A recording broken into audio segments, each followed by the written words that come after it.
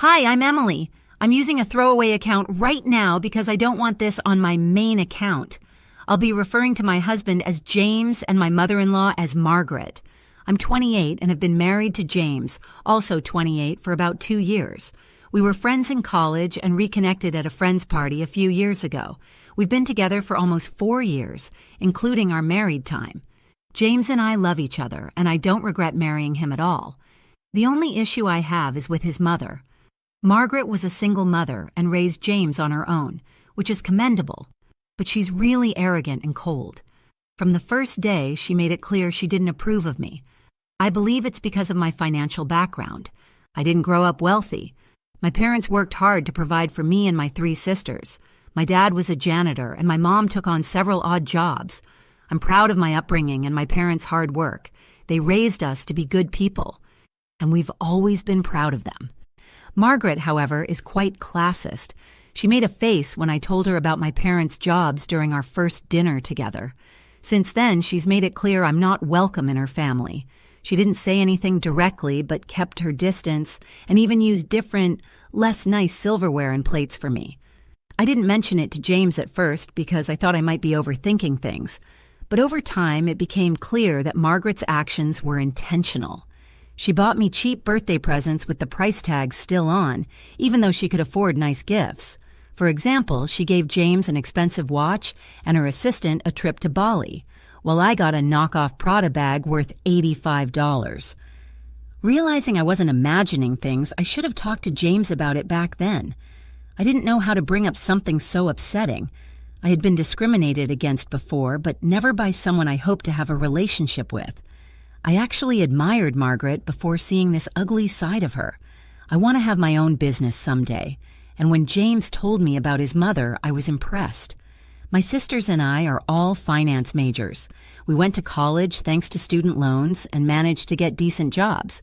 I work in marketing and advertising, but dream of building something of my own. I didn't want a bad relationship with my mother-in-law, which is why I stayed silent before James and I got married. I hoped Margaret would accept me eventually, but it didn't happen, and things became awkward. A few months after we got married, I finally told James that I didn't feel comfortable visiting his mother because she made me feel inferior. I felt it had something to do with my family's financial background and my dad's profession. James was understanding and said he'd talk to his mother to clear the air. He did, but it didn't help. Margaret denied everything and cried crocodile tears, claiming she had been nothing but warm to me. This only made me feel like she was trying to manipulate us. I told James I appreciated his efforts, but still didn't feel comfortable around her. We decided he would stay in touch with her, but I would avoid her until I felt ready to talk. He didn't cut her off, but distanced himself, and I knew she hated me for it. We met at family gatherings, but otherwise avoided each other, and that arrangement worked for a while. A few days ago, Margaret texted me around noon, inviting me to her 50th birthday party. She asked me to come a few hours early because she wanted to mend things. She admitted she'd been horrible to me in the past and wanted to make it up to me. I was thrilled and showed up early, thinking she was finally accepting me as family. However, as soon as I arrived, she told me to wait in the kitchen. Confused, I did as she asked. A little while later, she introduced me to the wait staff as her housemaid. I was shocked. This was a new low, even for her. She recorded the whole thing, laughing like it was the funniest prank. Everyone else was uncomfortable, and I was so humiliated that I started crying. I ran out of the house and drove home. I had told James I was visiting Margaret, but he was busy at work and hadn't read the text. He wasn't going to the party until it officially started. So I came back to an empty house and an empty inbox, feeling even more alone. I cried myself to sleep. When I woke up a few hours later, James was home, sitting beside me on the bed, furiously typing on his phone.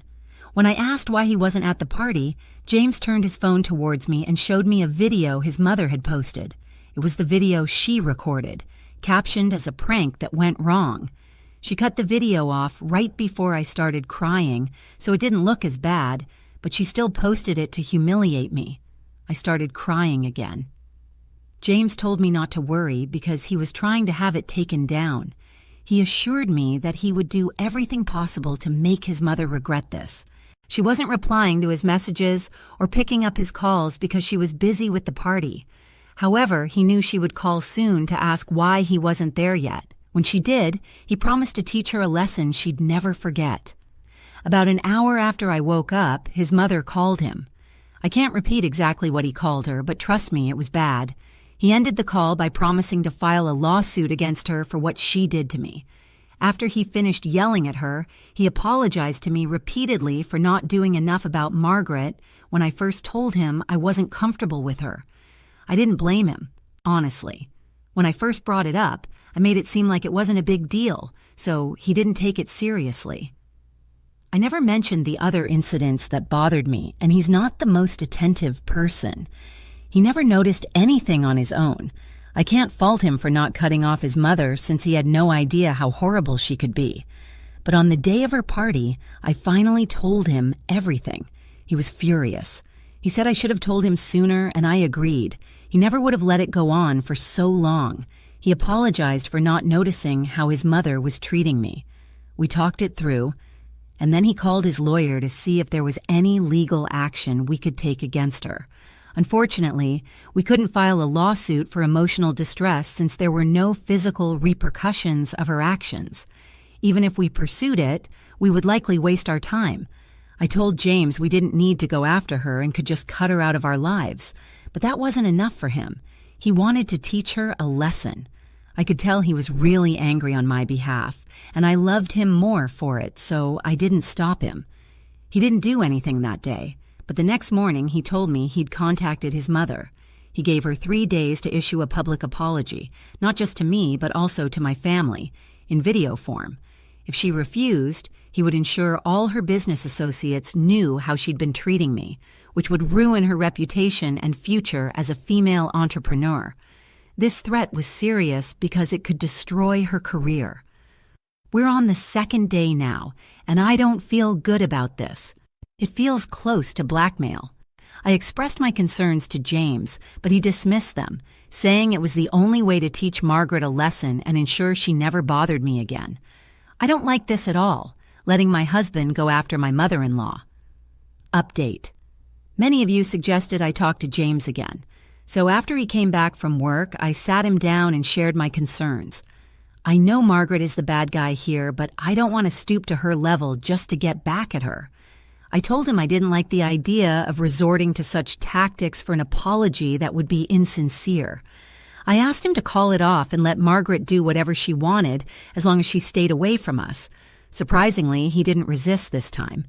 Instead, he broke down into tears, and I had to console him for several minutes before he could tell me what was really bothering him. As many of you guessed, he was overcompensating for not taking things seriously when I first told him about Margaret. I realize a lot of this is my fault because I was desperate for her acceptance, even though she hated me. After watching a video, which has since been deleted, he saw how deep-rooted Margaret's problems were and felt really guilty. He channeled all his guilt into getting back at his mom instead of listening to me and what I wanted.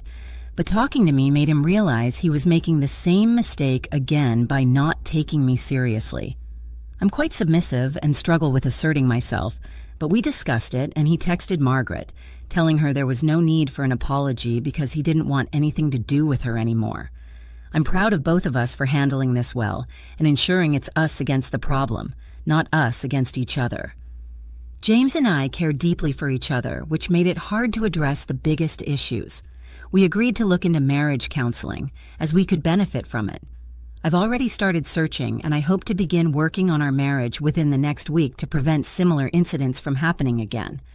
This has been one of the worst experiences of my life, and I don't want to feel that way ever again. I'm glad James is cutting Margaret off because I don't think I could see her again without wanting to smack the arrogance out of her. I won't do it, but I hope someone does. Update. A week has passed since the party. Margaret hasn't tried to contact us since James gave her the ultimatum and didn't even reply when he told her the apology wasn't needed anymore. We knew something was wrong since she wouldn't just let this slide. As days passed without any word from Margaret, we kind of forgot about it. However, today she finally showed up at our house with her lawyer. When I opened the door, she walked in without even glancing at me, as if I wasn't there. She started calling out for James, demanding he come to the living room. It was ridiculous because James was in our bedroom, and I was about to go get him anyway. She didn't need to take matters into her own hands. When James appeared in the living room, she told him to sit down on the couch. It was infuriating because she was acting like this was her house, ordering us around. James told her he would do whatever he wanted and didn't want to speak to her, so she needed to leave and take her lawyer with her. Margaret didn't budge and insisted he take a seat because he would want to hear what she had to say. I told James to just sit and listen because I wanted her out of the house as soon as possible. I knew we wouldn't get rid of her until she had her say, even if it meant listening to her legal threats or some other nonsense. I just wanted to get this over with, even if it meant listening to Margaret's legal threats or other nonsense.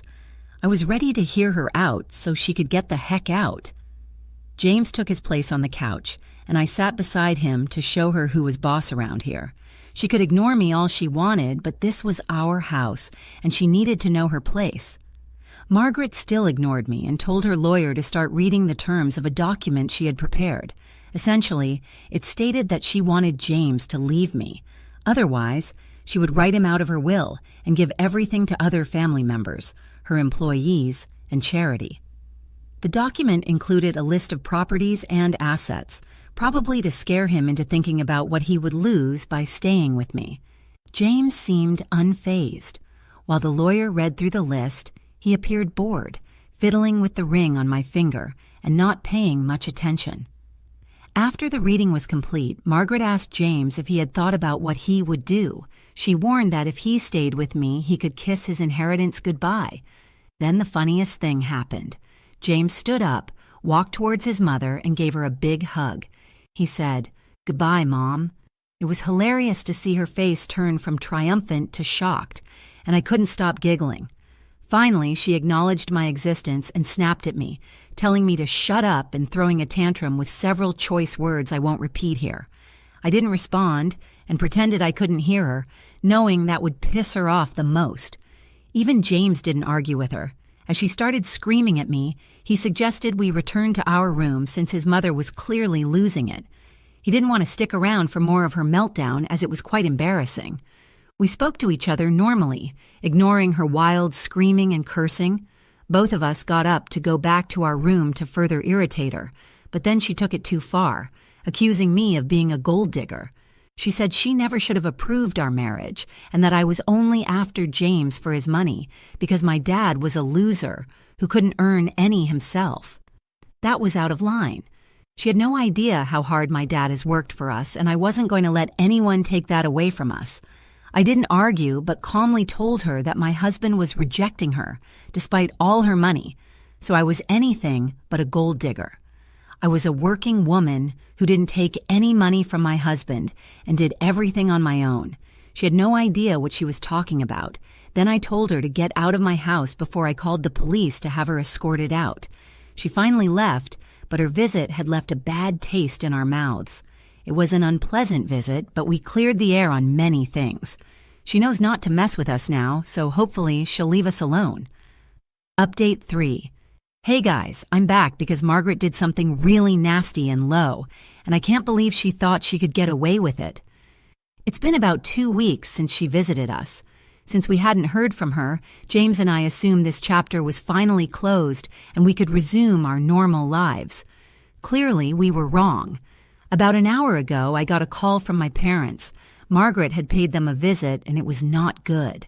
She barged into their house and insulted them, calling them terrible parents who raised a gold-digging and conniving B-word like me.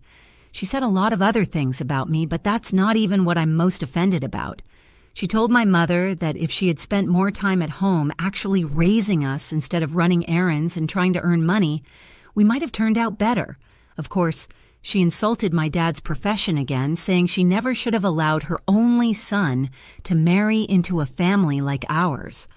According to her, it was no surprise that, since my dad was used to cleaning up other people's trash, his own daughters were the filthiest. My parents were almost in tears as they recounted what she had said. I just couldn't hold back my anger. Even thinking about her yelling at my parents in their house makes my blood boil. I'm at work right now, so I can't do anything about it yet, but as soon as I'm done for the day, I'm heading over to Margaret's house to give her a piece of my mind. She definitely needs to be taken down a peg. I texted James about it as soon as I heard what happened with my parents, but he's busy with work and hasn't replied yet. Honestly, I don't want him to come with me, but I informed him so he wouldn't be surprised when Margaret calls him up crying about what I said to her. Update 4. Hi, I'm currently at home. I came back from Margaret's house about 3 hours ago, and it was incredibly satisfying to let her know exactly what I thought of her. She didn't seem surprised when I showed up at her place and opened the door herself. She was smirking at me, and that's when I lost it. She didn't even have to say anything to make me mad because I was already fuming. I pushed her aside and went inside the house. I asked her if she had visited my parents and said all those horrible things to them. When she said yes, she sounded very pleased with herself, and I wanted to wipe that smirk right off her face. So I screamed at her as loudly as I could, and I swear I felt the house shake. I demanded to know how she dared to insult my parents. She was so taken aback by the sheer volume of my voice that she stepped back. It's quite funny now that I think about it because I'm generally a quiet and soft-spoken person. I even surprised myself with how loudly I was yelling. I called her a hypocrite and a sad excuse for a human being. I told her she had failed as a mother because she couldn't prioritize James's happiness over her own, which is why she was trying to break us apart. But that wasn't going to happen because James and I loved each other, something she clearly didn't understand. I went further, telling her I was glad her husband passed away when James was little, because he probably wouldn't have survived living with her. I said she was worse than whatever disease he had. That's when she started crying, but I didn't stop. I continued yelling at her for a few more minutes until I finally ran out of steam. By then, she was sobbing inconsolably, and I was quite happy about it. Seeing her break down felt satisfying because she had made me feel bad about myself and my family, and worst of all, she had insulted my parents. She deserved it. A few minutes after she started crying, I stormed out of the house and came back home. About an hour later, James came home. He told me he got off work early but didn't come home directly because he thought I would be at Margaret's house. So he headed over there, but by the time he arrived, I had already left. He found the door to his mother's house open and knew I had been there because Margaret was curled up on the couch, crying her heart out. I thought James would be mad at me for making his mother cry, especially since she rarely showed her emotions like that. But he told me he was proud of me for finally standing up for myself and not letting anyone walk over me.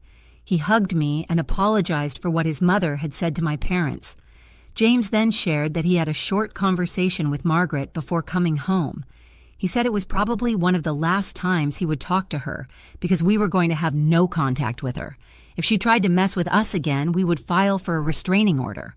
When James asked Margaret about what I had said, she repeated everything, including my comments about his father, expecting him to defend her and say he was going to leave me for taking things too far. But he disappointed her by saying he wasn't offended by my words about his father, because Margaret had said much worse about my family. She had it coming. They got into another fight, with Margaret accusing him of not caring about her and always taking my side because I was pretending to be soft and innocent. But he told her that wasn't the case at all. The only reason he was on my side was because I was right. I had never gone out of my way to hurt her or make her feel inferior. It was she who used to do that to me. Even when confronted and given a chance to improve, she didn't take it. Instead, she turned it around on me and tried to gaslight me. Now, she couldn't complain. She had enough opportunities to make things right with me, but she didn't. Now that I was finally standing up for myself, she couldn't victimize herself and make me look like the villain. James walked out of his mother's house even as she screamed for him to come back and demanded that he leave me. But he told me he had made his choice and didn't care about anything else. It was sweet, and we had a cute little moment. We're still going to continue marriage counseling as it's going well, but now we know for sure that we have each other's backs forever. That's all I ever really